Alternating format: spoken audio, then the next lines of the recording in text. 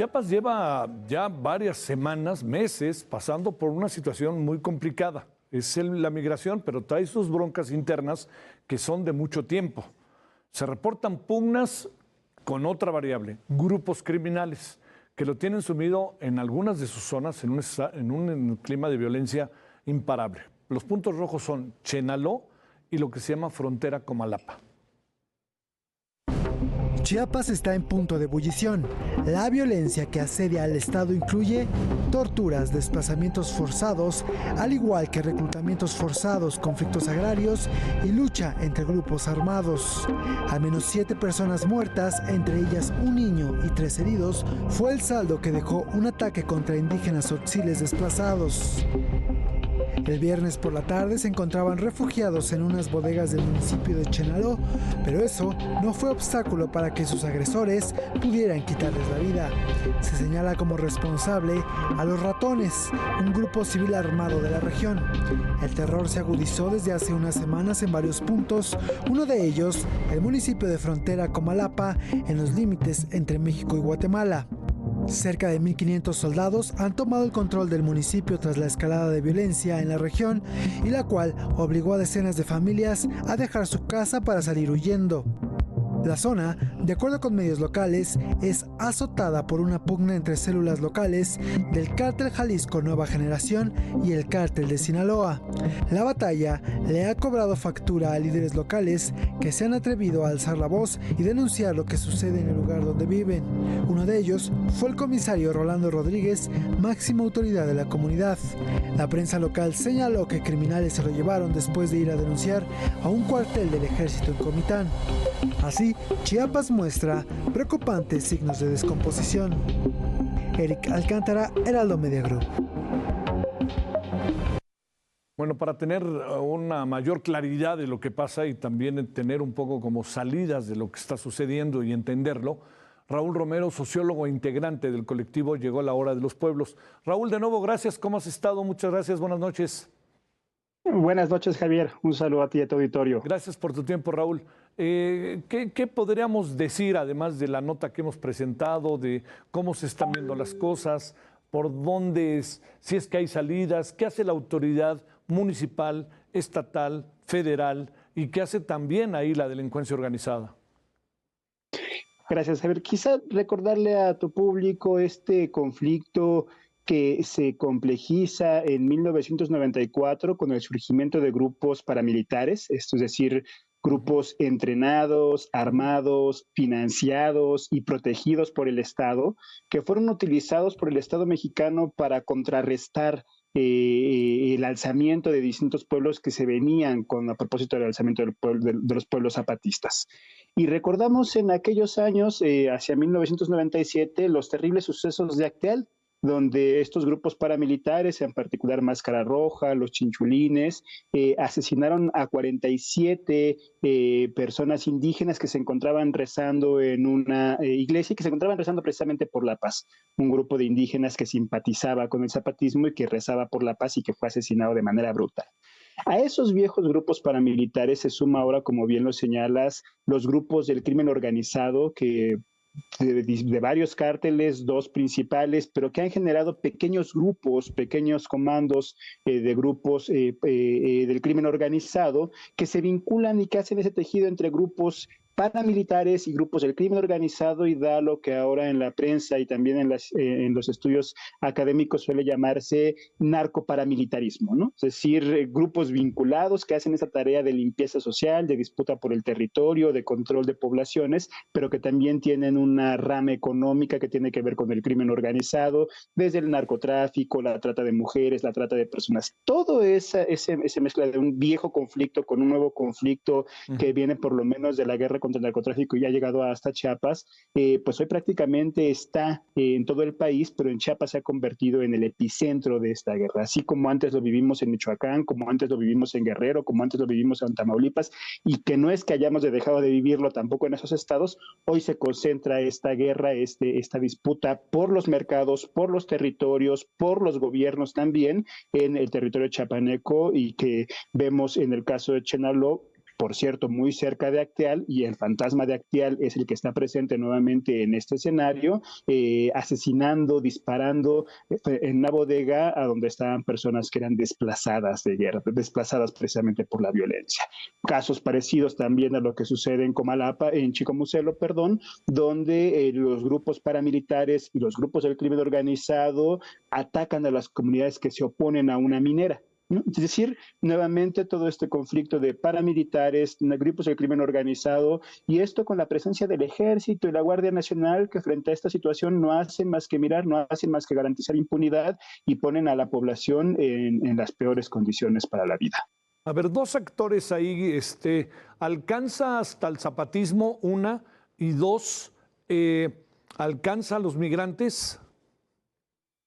Sí, a los pueblos zapatistas que se han convertido en una especie de oasis dentro del territorio chapaneco, un oasis porque no hay crimen organizado en sus territorios, porque está prohibido el consumo de alcohol, porque está prohibido el consumo de drogas, porque no hay crimen organizado, repito.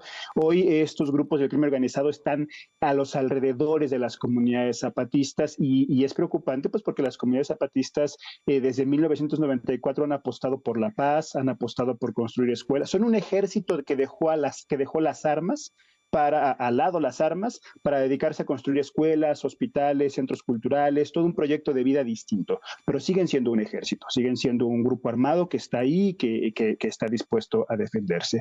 Y dos, efectivamente, Chiapas hoy es, junto con el tema del tráfico de personas, que es uno de los principales negocios que está en la zona, tiene mucho que ver también con el tráfico de drogas, que nosotros escuchamos parte de las comunidades, como la droga también ya ha llegado a las comunidades indígenas, y eso quien ha hecho un rastreo de estos procesos ha sido muy reciente cómo las comunidades indígenas comienzan a consumir drogas, y ha sido muy reciente también cómo los jóvenes indígenas son las bases sociales del crimen organizado. Esto estamos hablando de un fenómeno de 10 años por lo menos para acá.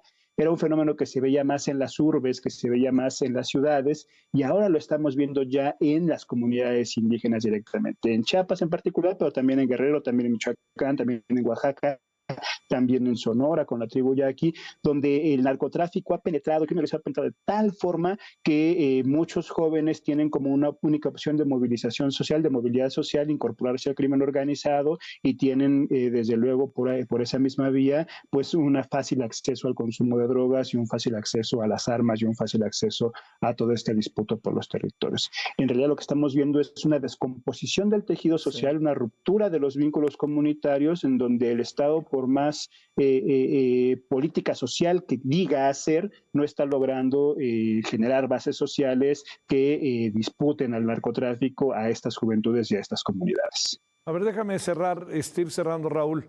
Te pregunto, ¿alcanzas a apreciar que esté en el radar este conflicto que crece y crece? Es muy alarmante, por supuesto muy real, el hecho de que haya signos muy claros de que lo que pasaba en Michoacán, lo que pasaba en algunos otros, Guerrero, en algunos Zacatecas, se está trasladando, sin que por ello deje de estar en los otros estados, se está trasladando a Chiapas, y que ya lleva un tiempo con eso. Déjame preguntarte, ¿esto tú alcanzas, Raúl, a apreciar que está en el radar del gobierno municipal, del gobierno estatal, del gobierno federal, de las Fuerzas Armadas, de la Guardia Nacional, o hacen como que ven y nada más? Eso es lo que más nos preocupa, Javier. Mira, nosotros desde 2000 como organización, llegó la hora de los pueblos de 2018, 2019, hemos documentado más de 16 ataques de la Organización Regional de Cafeticultores de Ocosingo, que es un grupo paramilitar contra comunidades zapatistas. Hemos denunciado en medios de comunicación, se ha denunciado en entidades de organismos de derechos humanos, y no hemos encontrado una sola respuesta, y por el contrario, los ataques continúan. Sabemos que esta organización tiene vínculos con partidos políticos, tiene vínculos con gobiernos locales, que recibe financiamiento, o una de sus principales fuentes de recursos es el programa Sembrando Vida, y este solo es un ejemplo de una de las denuncias que se han hecho con todo un equipo o un apoyo de intelectuales, de cineastas, de escritoras, de actrices, y que no se ha volteado a ver. Nos preocupa que en el afán de decir que todo va bien, Chiapas esté dejando al borde de la guerra civil, como ya lo manifestaron los propios zapatistas, y nos preocupa también que las relaciones familiares entre el gobernador de Chiapas, el secretario de Gobernación y todo el grupo político que se configura en el sureste del país, llamado Grupo Tabasco, lleve por la necesidad de una cobertura política a invisibilizar este conflicto. Sería un revivir el no los veo, no los escucho, que en el 94 ya sabemos generó terribles consecuencias y que por eso estamos alertando a la sociedad civil, a los medios, a todas las personas que quieran escuchar que la situación en Chiapas hoy es gravísima y que movilizarnos por procesos de pacificación en Chiapas es fundamental para poder volver a hablar y poder volver a reconstruir esos tejidos sociales comunitarios que son tan importantes en la región. Oye, pero fíjate, Raúl, esto que planteas, ni los veo ni los oigo ahí con Salinas, ¿te acuerdas? Mucho tenía que ver con que no oía la crítica y no la veía, ¿no? Y también Zedillo. Pero aquí ni los veo ni los oigo con un conflicto de esta envergadura, de esta naturaleza, Raúl, me parece verdaderamente brutal, por no decir otra cosa, ¿eh? Peor aún, Javier, cuando hemos denunciado u otras organizaciones, no solo no se nos ve ni se nos escucha, en otras ocasiones somos parte del adversario. Y eso es terrible también porque las organizaciones de derechos humanos, organizaciones populares, académicos, académicas, que siempre han participado desde el pensamiento crítico y denunciando este tipo de situaciones, hoy son colocadas como adversarios, son colocados como parte de la vieja mafia del poder, son colocados como los que no, ¿dónde estaban en el pasado cuando no importa quiénes somos, sino lo que importa es lo que se está denunciando, que se dejen de concentrar en el mensajero y que se concentren en el mensaje, y el mensaje hoy Chiapas está al borde de la guerra civil y tenemos que movilizarnos, tenemos que hacer algo para parar esta situación, porque el fantasma de Acteal, como insisto, está presente, está rondando en el territorio de los pueblos originarios en todo Chiapas y sería gravísimo que algo así volviera a suceder. Sigamos en comunicación, Raúl Romero. Yo te agradezco muchísimo tu tiempo y muy buenas noches. Muy buenas noches. Un saludo a ti y a todo tu auditorio. Gracias. Hasta luego, Raúl. Buenas noches. Bueno.